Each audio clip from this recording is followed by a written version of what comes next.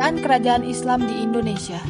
Kerajaan Islam di Indonesia diperkirakan kejayaannya berlangsung antara abad ke-13 sampai dengan abad ke-16. Berkembangnya kerajaan-kerajaan tersebut dikarenakan maraknya lalu lintas perdagangan laut yang terjadi. Pedagang-pedagang Islam dari Arab, India, Persia, Tiongkok berbaur dengan masyarakat Indonesia yang menyebabkan menyebarnya agama Islam di Indonesia. Kerajaan tersebut tersebar pesat di beberapa daerah di Indonesia, yaitu Sumatera, Jawa, Maluku, dan Sulawesi. Masuknya Islam di Indonesia menandai munculnya era baru dalam berbagai aspek kehidupan yang berkembang di masyarakat. Pada akhir abad 16 Masehi, terjadi kemunduran dalam hal penyebaran Islam melalui kerajaan-kerajaan. Hal ini membawa pengaruh yang cukup luas pada perubahan hukum Islam, walaupun tetap menjadi bagian yang hidup dalam masyarakat Indonesia. Pengaruh kemunduran kerajaan-kerajaan Islam di Indonesia berbanding lurus dengan munculnya VOC sebagai perwakilan kolonialisme dengan motif perniagaan atau perdagangan. Masa peralihan penguasaan wilayah Indonesia dari kerajaan-kerajaan Islam ke VOC dan kerajaan Belanda tidak secara langsung mengubah keadaan masyarakat Indonesia dalam mengamalkan aturan-aturan Islam yang telah menyatu dalam ritualitas kehidupan beragama Muslim Indonesia. Sejarah Kerajaan Islam di Indonesia. Masuknya agama Islam ke Nusantara, Indonesia, pada abad ke-6 akhir dibawa oleh Syekh Abdul Qadir Jailani. Periode 1 atau fase pertama telah membawa banyak perubahan dan perkembangan pada masyarakat, budaya, dan pemerintahan. Perubahan dan perkembangan tersebut terlihat jelas dengan berdirinya kerajaan-kerajaan yang bercorak Islam, antara lain sebagai berikut. Kerajaan Demak. Kerajaan Demak atau Kesultanan Demak adalah kerajaan Islam pertama dan terbesar di pantai utara Jawa. Menurut tradisi Jawa, Demak sebelumnya merupakan kadipaten dari Kerajaan Majapahit. Kemudian muncul sebagai kekuatan baru mewarisi legitimasi dari kebesaran Majapahit. Kerajaan ini tercatat menjadi pelopor penyebaran agama Islam di Pulau Jawa dan Indonesia pada umumnya. Walaupun tidak berumur panjang dan segera mengalami kemunduran karena terjadi perebutan kekuasaan di antara kerabat kerajaan pada tahun 1560, kekuasaan Demak beralih ke Kerajaan Pajang yang didirikan oleh Jaka Tingkir atau Hadiwijaya.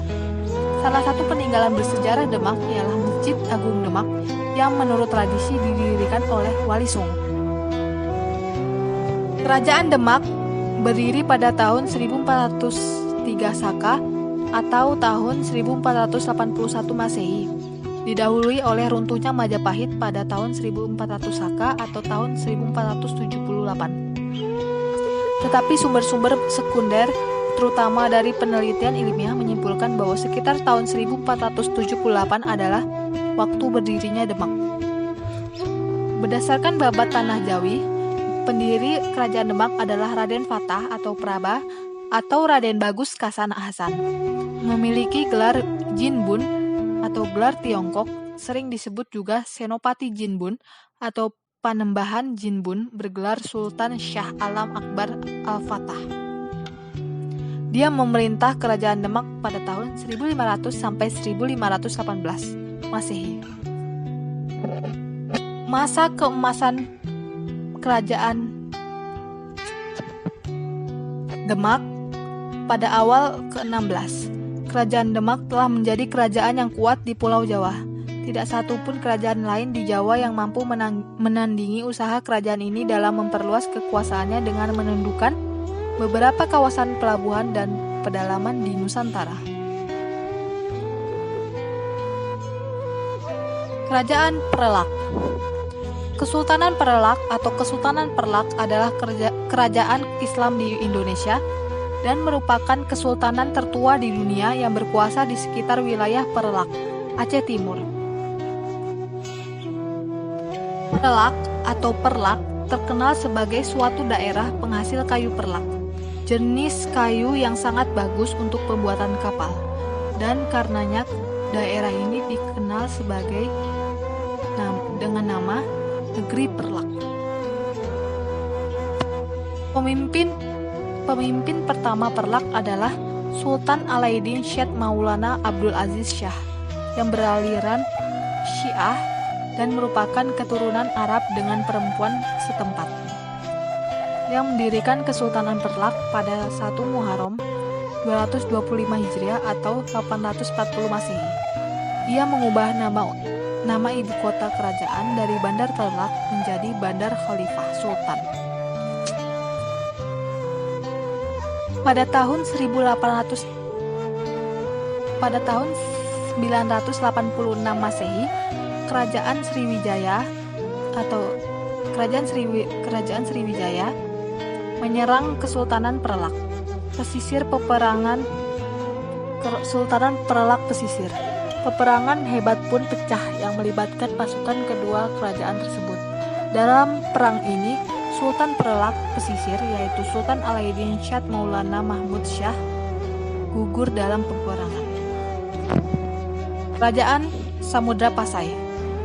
Kerajaan Samudra Pasai atau Kesultanan Samudra Pasai, juga dikenal dengan Samudra Darussalam atau Samudra Pasai, adalah kerajaan Islam yang terletak di pesisir pantai utara Sumatera, kurang lebih di sekitar kota Loh Semawe dari Aceh Utara, Provinsi Aceh, Indonesia. Kerajaan ini didirikan oleh Marah Silu yang bergelar Sultan Malik As-Soleh sekitar tahun 1267. Keberadaan kerajaan ini juga tercantum dalam kitab Rihlah ila al-Masyriq, pengembaraan ke timur karya Abu Abdullah Ibnu Batuha, musafir Maroko yang singgah ke negeri ini pada tahun 1345. Kesultanan Pasai akhirnya runtuh setelah serangan Portugal pada tahun 1521. Kerajaan Banten. Kesultanan Banten adalah sebuah kerajaan Islam yang pernah berdiri di Tatar Pasundan, Provinsi Banten, Indonesia. Berawal sekitar tahun 1526 ketika Kesultanan Cirebon dan Kesultanan Demak memperluas pengaruhnya ke kawasan pesisir barat Pulau Jawa dengan menaklukkan beberapa kawasan pelabuhan, kemudian menjadikannya sebagai pangkalan militer serta kawasan perdagangan sebagai antisipasi terrealisasinya perjanjian antara Kerajaan Sunda dan Portugis tahun 1522 Masehi. Maulana Hasanuddin, putra Sunan Gunung Jati, berperan dalam penaklukan tersebut. Setelah penaklukan tersebut, Maulana Hasanuddin mengembangkan benteng pertahanan yang dinamakan Surosowat yang dibangun 1600 Masehi, menjadi kawasan kota pesisir yang kemudian hari menjadi pusat pemerintahan setelah Banten menjadi kesultanan yang berdiri sendiri. Kerajaan Mataram. Negeri Mataram yang luhur adalah negara berbentuk kesultanan di Jawa pada abad ke-16. Kesultanan ini didirikan sejak pertengahan abad ke-16, namun baru menjadi negara berdaulat di akhir abad ke-16 yang dipimpin oleh dinasti yang bernama Wangsa Mataram. Kesultanan Mataram didirikan oleh Panembahan Senopati pada tahun 1586 Masehi. Pada mulanya kesultanan ini adalah wilayah teritorial Kerajaan Pajang, kemudian menundukkan dan menyatukan beberapa wilayah kerajaan sekitarnya. Selanjutnya pada tahun 1586 Masehi, wilayah Pajang sudah menjadi bagian dari kedaulatan Kesultanan Mataram, diikuti penyerahan tahta Pajang oleh Pangeran Benawa kepada Panembahan Senopati. Perkembangan Mataram begitu besar dan kuat sehingga sebagian besar sejarawan setuju bahwa itu telah didirikan selama beberapa generasi perintis Mataram. Warisan sejarah.